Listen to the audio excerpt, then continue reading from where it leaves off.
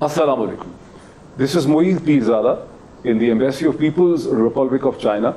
I'm joined here by the outgoing ambassador, Mr. Yao Jing, who has served here for almost 3 years. During these 3 years, Pakistan-China relationship and China-Pakistan Economic Corridor, CPEC, have further progressed. There have also been very interesting international developments in the region and worldwide. And I'm very glad and I'm very grateful that the ambassador has found time for us, for our viewers, to discuss about all this. Thank you, Mr. Ambassador, for joining us. Thank you. You arrived here in December 2017. You are now leaving for after almost 3 years. Yes. What were your impressions of Pakistan when you came here, and how these impressions have changed? Yeah, I think I spent about 3 years during this term. And what impressed me most about Pakistan is that right now, Pakistan is on the right track of moving into a modern, progressive, and developed nation with the guidelines like Naya Pakistan. A lot of reforms, a lot of restructurings, a lot of developments are happening. For the past 3 years, I saw a lot of new initiatives, for example, ease of doing business. I saw a lot of new programs, like your new policies for the promotion of the exports, for example, in enhancement of the manufacturing and this. So I think that I have observed and also witnessed that this new projection of Pakistan towards progress as well as towards the development. Yes. Ambassador, in the last 3 years while you were here, China has further emerged on the international scene, on the global trade scene. And the Belt Road Initiative, which was welcomed by United States and Western countries in 2014 and 15, was increasingly seen as concern by United States and its allies. And then you have tensions in Ladakh with India, Arunachal Pradesh. So how has all this affected the China-Pakistan relationship? I think that you have touched upon a very important, we say that the global situation as well as the regional situation. Their impact, their influence on our bilateral cooperation. Let me first talk a little about our bilateral cooperation. China and Pakistan, I think for the long period of time that we have been very close and strong partnership and friendship. And this relationship has stood the changes of the global situations and also the regional situations.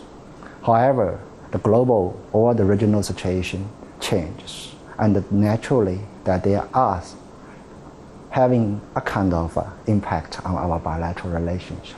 You mentioned the CPEC. CPEC is a part of the Belt and Road Initiative by the Chinese President, Mr. Xi, in 2013.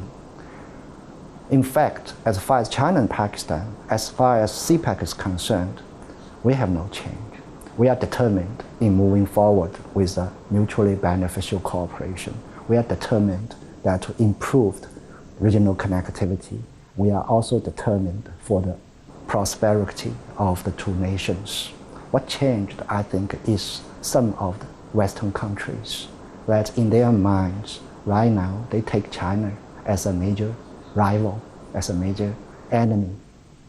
I'm also thinking, what caused this kind of change of their mindset? Exactly. Yeah, I think that basically, they are little misunderstand China's development. They see China as a threat. They see that the development of China as a disturbance of their interest. I think that this is the major reason, misunderstanding.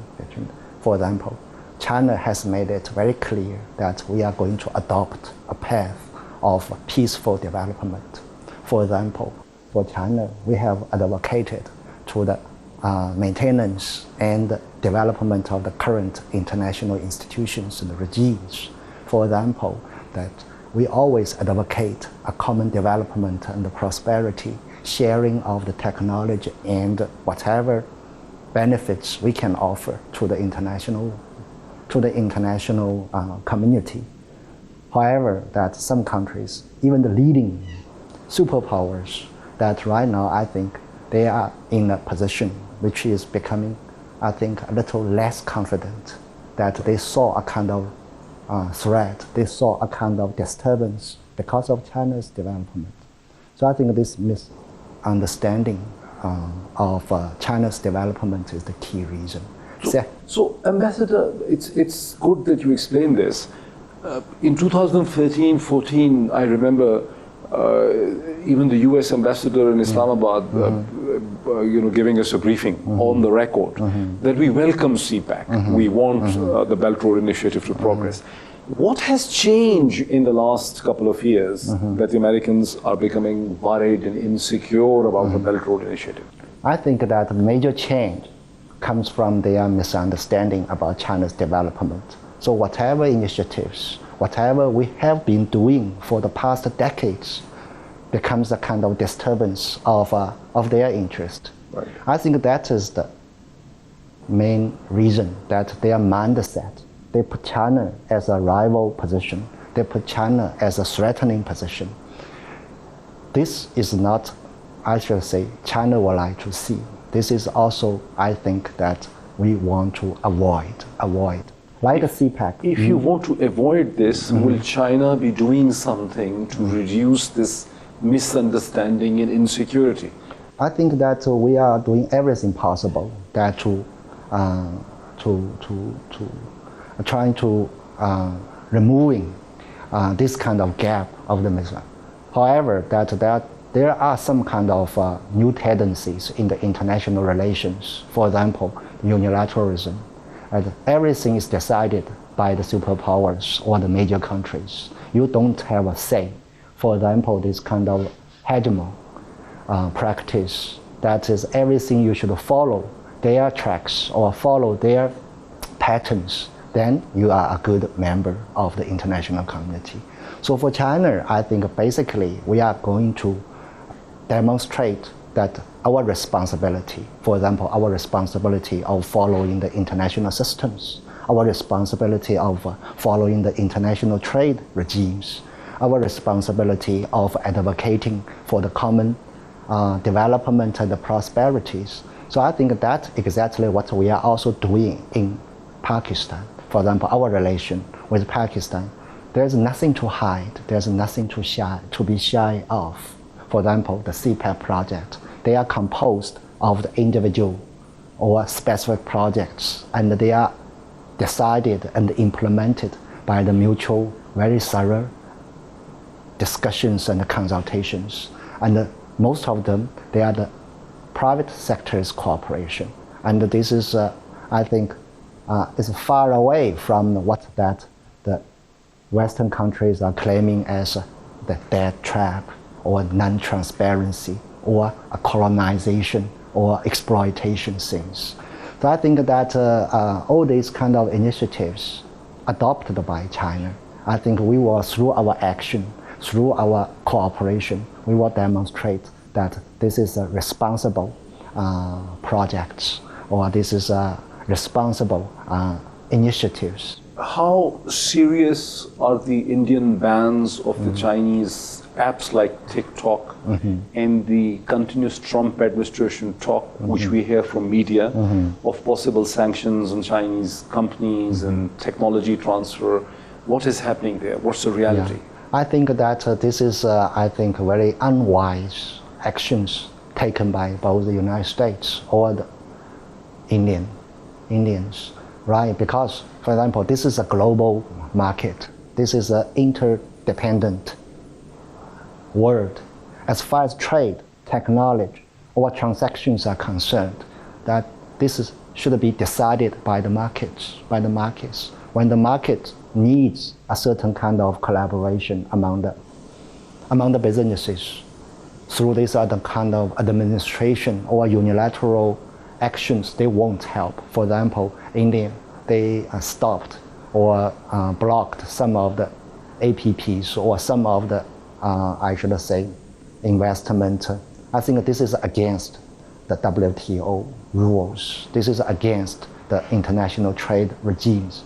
First, I think Indian, their business, their economy could be suffering from this kind of I should say, intervention of the policies. Same in the global level or in a much bigger perspective than the United States, because I think that China and the US as the leading economies of the world, in fact, our economies are contributing towards each other. China providing a lot of goods to the United States. They save a lot. And we got a lot of investment from the United States investors, and they benefit.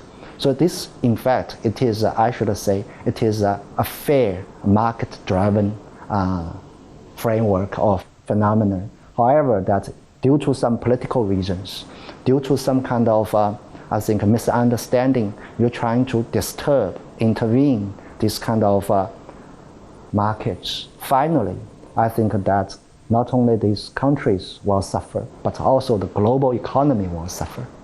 So on Monday, the Chinese Foreign Office said that to China, Arunachal is not part of India. Is this a new position, or this is a reiteration of an old position? No, I think this is a traditional position, because between China and India, we have the border dispute, and that the border is never demarcated and is never finalized. Right. We had a lot of mechanisms. But that was in Ladakh. That was everywhere. We have 3 sectors of the disputed ladder. We call it East, Mid, and Western sector. Ladakh is in the Western sector. You mentioned this, we call the Southern Tibet. South Tibet is in the Eastern sector. In 1980s, I think, they announced that unilaterally that this is a state of the Arunachal. And we made it very clear, China didn't recognize this state. And I think last year in August, they also announced that some part of the Ladakh becomes the union territory of the. We also made it very clear through an open statement that this is not recognized by China, that we take it, this is a disputed area.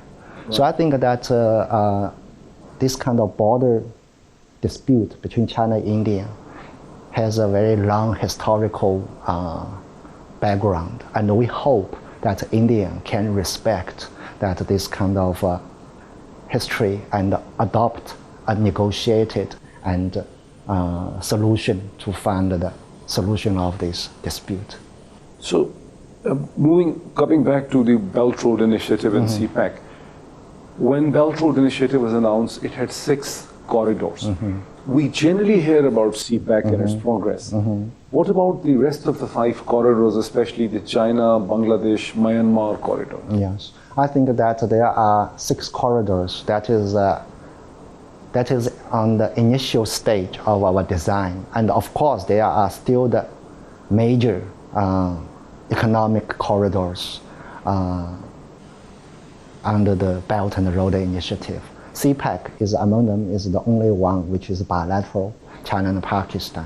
And we have this multilateral, China, Central Asia, also China, ASEAN countries. And you specifically mentioned this BCIM, this Bangladesh, Myanmar, India, and China.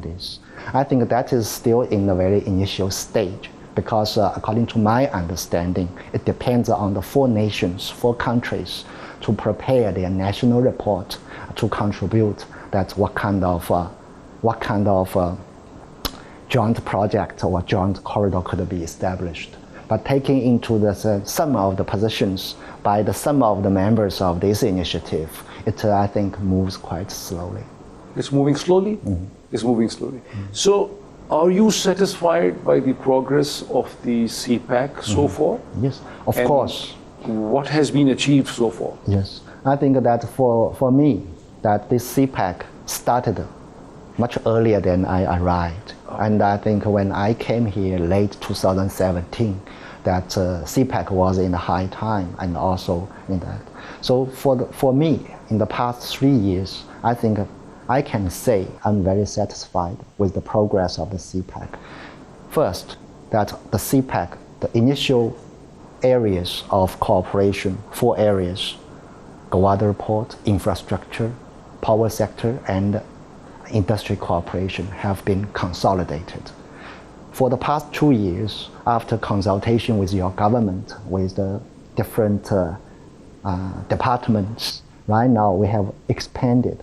So we have expanded to 8 areas. 4 new joint working groups have been added. That is agriculture, social sector, science and technology, and international coordination.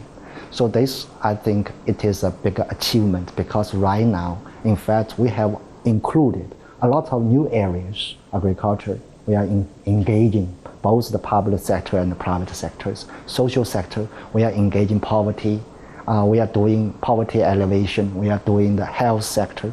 We are doing this irrigation and other. Science and technology, I think we are going to have a whole list of the applications of the science and technologies to Pakistan. So I should say that CPAC, on the basis of the consolidation of the previous achievements, right now we come into a new stage of further expansion and delivery. You mentioned international development as part of the CPAC. What is that? International coordination and cooperation, because finally, I think both China and Pakistan, we are responsible members of the neighborhood, of the international community. When this kind of project like the CPAC, we believe finally should also provide the benefit to the regional development and the regional connectivity. So under this mechanism called international coordination and cooperation, we are going to discuss that how CPAC could be providing a kind of platform. For example, right now the peace and reconciliation process in Afghanistan has reached to a very critical stage, and we may expect the resumption of the peace and the stability. So Afghanistan as a regional country and a very important hub of the regional connectivity, how can we extend CPAC to Afghanistan to include that their participation, or Central Asia republics, their participation in the CPAC? For example, we are going to inaugurate the first SEZ next Monday in Rasheed, KP province. SEZ, the Special Economic Zone, Rasheed, in Khyber Pakhtunkhwa. And this SEZ, in fact, this is a Chinese government, Pakistani government. We jointly worked out some kind of package of business incentives. If you invest there, I think they will have this kind of, for example, incentives, tax-free or whatever treatment. We are both building facilities, water, gas, and also like road or whatever. So like this SEZ, it is open. This is open not only for Pakistan, China. We can have the third countries' investment. If they are willing to invest, they are going to build their joint venture or factories in the SEZ. I think we are more than happy that to have this. So I think that the CPAC, as far as the international coordination and cooperation is concerned, after that China and Pakistan mutually consulted, we can open a lot of opportunities for the participation of the regional partners and the international countries. Ambassador, you have, before coming to Pakistan, you served in Afghanistan. Mm-hmm. And President Ashraf Ghani also awarded you for China-Afghanistan friendship. Mm-hmm. You're also someone with ex-President Ahmed Karzai trusts a lot. Mm-hmm. Do you think China can bring Afghanistan into CPAC, or can CPAC and Pakistan somehow or the other, can you bring more trust between Afghanistan and Pakistan on trade matters? Yes, I think that both Afghanistan and Pakistan are important neighbors of China. So when I was serving in Kabul, in fact, in 2016, China and Afghanistan signed a MOU on the collaboration under the Belt and Road Initiative. And during my interaction with both President Ashraf Ghani and you mentioned Hamid Karzai, the former president, I can feel and also I can understand their enthusiasm that to make Afghanistan as the hub of the regional connectivity and cooperation. They were very enthusiastic and to build railways. In that MOU, the only specific project they mentioned is railway in Afghanistan. So you can see that although Afghanistan is a landlocked country. However, this landlocked could be a kind of advantage because they can also provide a bridge, a hub of the regional connectivity. So I see a very promising prospect for Afghanistan, China, Pakistan, and as partners for the regional development connectivity. In this regard, starting from 2017, in fact, we have started a new mechanism, China, Pakistan, Afghanistan, trilateral dialogue at the level of foreign minister level. We have 3 subgroups. One is a joint working group for the anti-terrorism or this security related. Second is, of course, strategic and not strategic, but international consultation. Thirdly, importantly, is we call it practical cooperation. So in fact, China has already started working with Pakistan and Afghanistan to offer this kind of economic or development opportunities or this kind of platform. And the CPAC is a ready platform. For example, your government 3 months ago, they agreed or they approved Gwadar port to be used for the transit goods of Afghanistan. So far, I think they are giving a very good service for the transportation of the Afghan goods from Gwadar to Afghanistan. Very inspiring. So till a few months ago, there were a lot of fears and speculations that CPEC is not progressing very well. Then came the creation of CPEC Authority. So has CPEC Authority helped CPEC? Yes, I think this creation of the CPEC Authority demonstrates a lot of importance and also expectation from your leadership, from your government, from Pakistani government. Of course, we have the different joint working groups, we have the different mechanisms, but the CPEC Authority provides a one-window service for not only for the Chinese embassy or the different Chinese governments, departments, but also for the Chinese companies. Previously, for example, even for me, I have to go to this ministry, that ministry, and to consult on this. But here, I can go to this authority, and they are helping us. They are helping us in a very efficient way that to coordinate and to move forward this. So I think I really applaud and appreciate that the setup and their work by the CPEC Authority. In fact, I have very close interaction, but this doesn't mean other ministries like your Ministry of Planning and Development, they are still the key and also the but the ministries, they are looking after more broader, more, I should say, like a kind of designer of the direction of this. CPEC Authority is helping us, that is in dealing with day-to-day or its operational, functional problems in a very effective way. So, almost every political party in Pakistan takes credit for the CPEC. The Foreign Office thinks perhaps it's China-Pakistan. What's your view on that?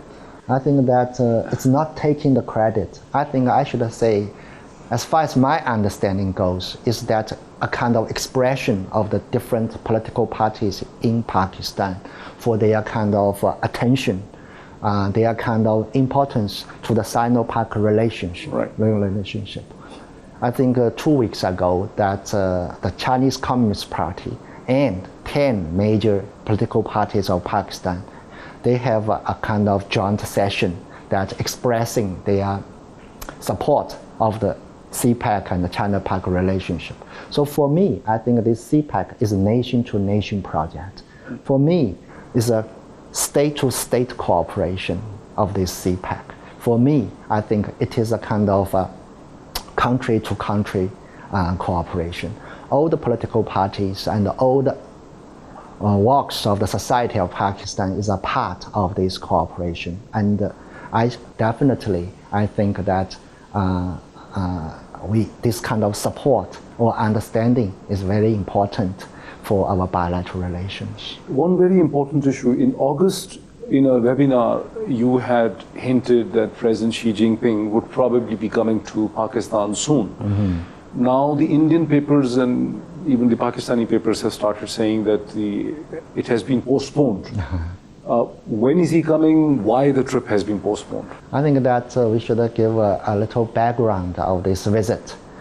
President Xi visited Pakistan in 2015, and after 5 years, we think that when this relationship or that the regional and global situation is evolving, so we have to have these high-level visits because so under the invitation by the Honorable Prime Minister, Mr. Imran Khan, I think he delivered this invitation. It was last October. So our president happily accepted the invitation, said, I will visit Pakistan soon.